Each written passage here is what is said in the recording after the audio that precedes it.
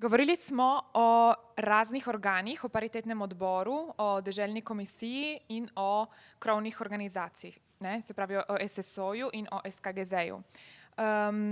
Zanima me, kdo od teh ustanov, kdo od teh organov je pristojen za ustvarjanje dolgoročnih strategij za manjšino in na podlagi česa nastajajo te strategije. Učili smo se, da recimo nastajajo na podlagi analize stanja in potreb, kdo izvršuje te analize stanja in kdo od teh organov dela strategije, zato da se denar ne razpršuje, ampak da je ciljno usmerjen v en cilj.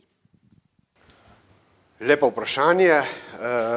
Danes ne paritetni odbor, ne deželna poslovna komisija, bi lahko rekli, nekaj delata dve krovni organizaciji, oziroma sta šele začela pred približno dvemi leti delati nekatere strategije.